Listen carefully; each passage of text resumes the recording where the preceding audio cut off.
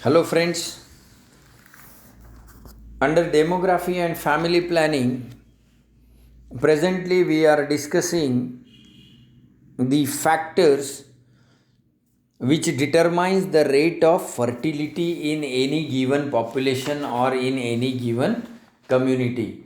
And we have seen age at which the marriages takes place, then duration of married life, education and socio-economical factors, nutrition, religion and caste.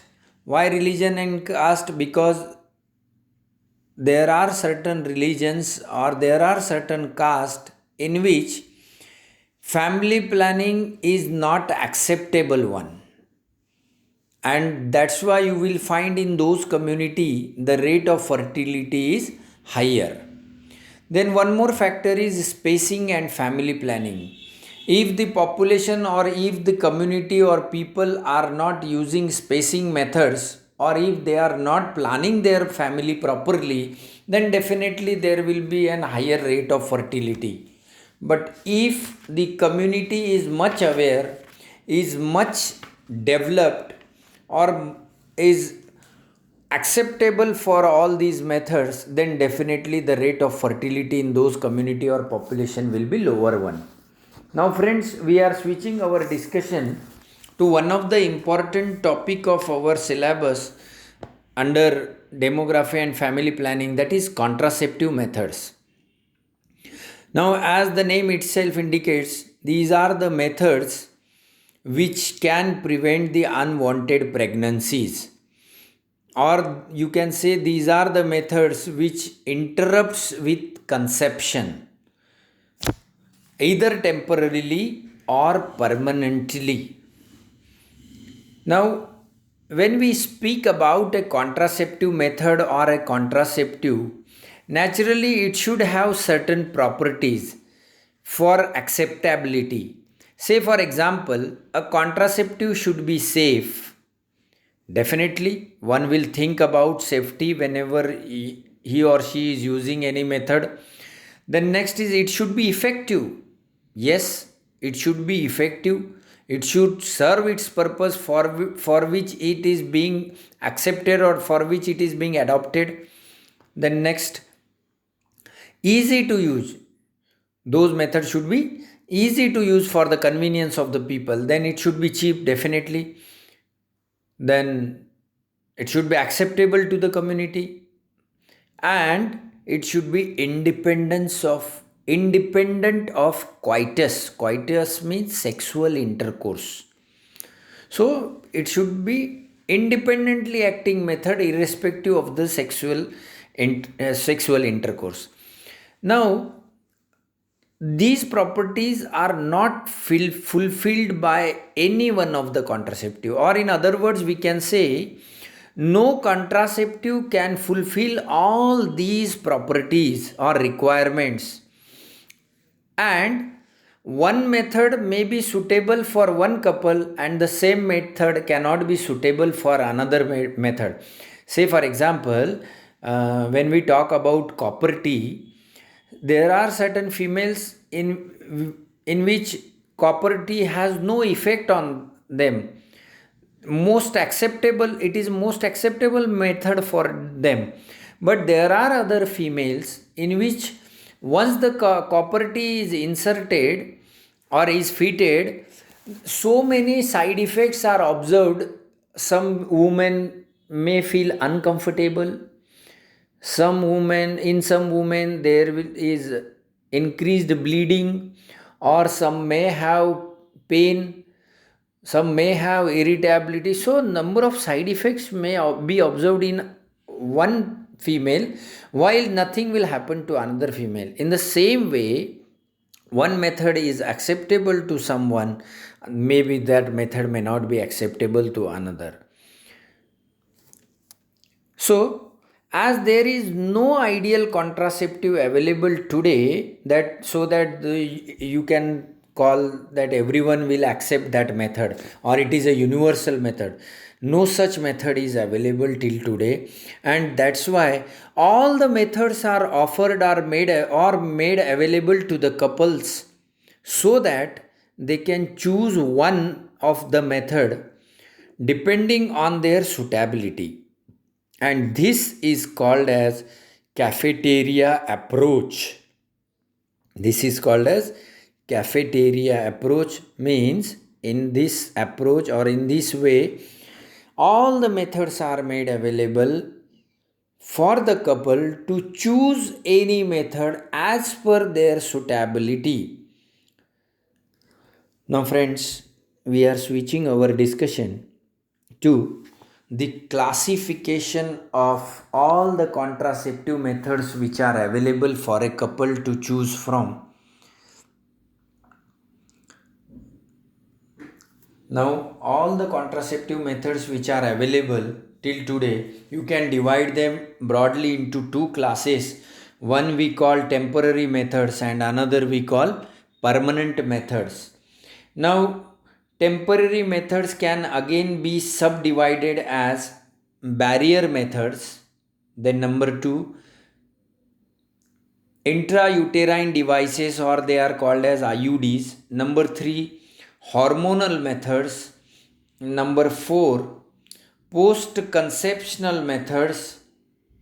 Number five, miscellaneous methods. And permanent methods are of two types. One we call male sterilization, or you can say the methods which are available for male partner. It is called as vasectomy. And the second one is under permanent methods, female sterilization, or you call it as tubectomy. So vasectomy and tubectomy, these are the names of permanent methods of family planning for male and female respectively, while rest all other are temporary methods. Now, the first method, that is barrier methods, they can again be subdivided depending on the way they interrupts with conception. Say for example, the first type is called as physical methods, under which you can quote an examples of condoms, diaphragm, or vaginal sponge. And second category under barrier methods is chemical methods, where in these methods some chemicals are introduced that will either kill the sperms or they will do something which will interfere with the process of fertilization. And examples are foams, creams, suppositories, soluble films. In these forms, these contraceptives are used. Now, second class under temporary methods is intrauterine devices or IUDs.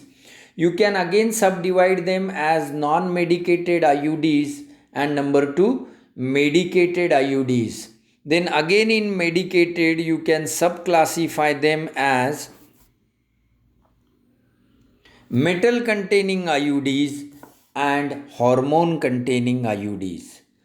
Now, third category under temporary methods is hormonal methods. That means in this method, hormones are used, and they are again of two types. One you call oral pills and two slow release preparations. That means one type of products are taken orally and another by some other route. So in oral pills, again you can classify them or divide them as combined pills, then progestogen only pill, post-coital pill, once a month pill, and male pill. And second category under hormonal methods is slow release preparations. Example you can quote injectables, subcutaneous implants, and vaginal rings. Now, the fourth category under temporary methods is post-conceptional methods, means once the conception takes place or after fertilization, these methods are used. That means after the conception if the couple thinks that they don't want child, so they can choose these methods called post-conceptional methods. Under that, menstrual regulation, menstrual induction, and abortion. Now, the last methods under temporary methods are number one, abstinence. Now, abstinence means absence of sexual intercourse. That means staying away from sexual intercourse, but practically it is very difficult thing. Second, coitus interruptus.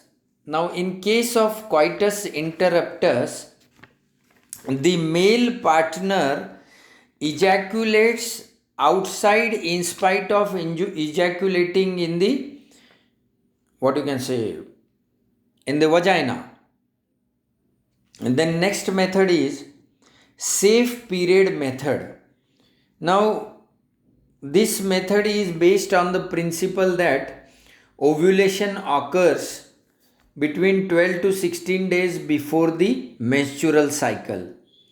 So, roughly 7 days before and 7 days after the MC or menstrual bleeding, the period is considered as safe for coitus or sexual intercourse without using any contraceptive method or device, you can say. Next is natural family planning methods. Now, in case of natural family planning methods, the cervical mucus changes in quantity and consistency. That means its viscosity changes at the time of ovulation. And body temperature rises by 0.5 degrees centigrade. So, what you can say,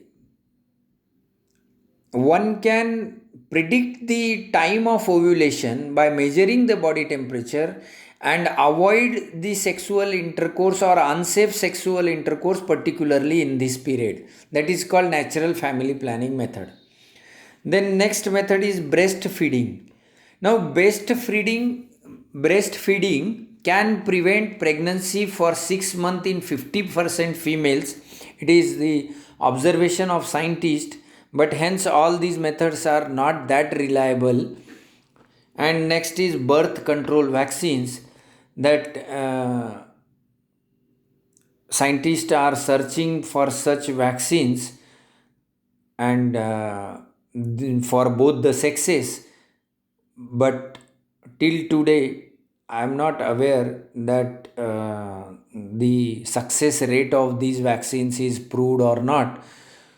So, this is the overall classification of the contraceptive methods which are available for planning the family, for spacing purpose,